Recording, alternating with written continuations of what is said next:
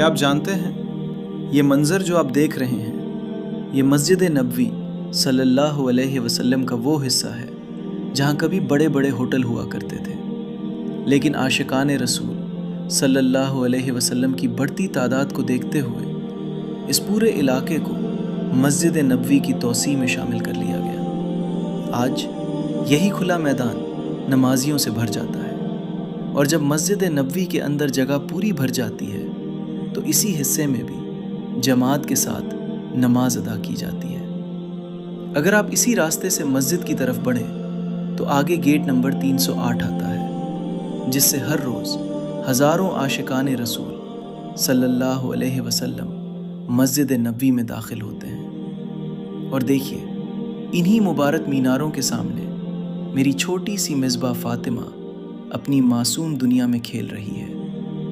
शायद उसे अभी एहसास नहीं कि वो उस जगह पर खेल रही है जहाँ से कुछ ही कदम आगे रसूलुल्लाह सल्लल्लाहु अलैहि वसल्लम की मस्जिद है। रसूलुल्लाह सल्लल्लाहु अलैहि वसल्लम ने फरमाया, मेरी इस मस्जिद में एक नमाज मस्जिद हराम के सिवा दूसरी तमाम मस्जिदों की 1000 नमाज़ों से बेहतर है।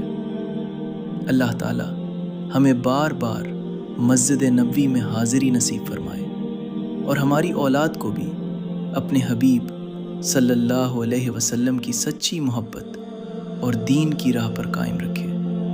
आमीन या रब्बल आलमीन। ऐसी ही हरमैन शरीफैन की मालूमाती और ईमान अफरोज़ वीडियो देखने के लिए मिज़लाइब स्टोरीज़ को ज़रूर सब्सक्राइब कीजिए।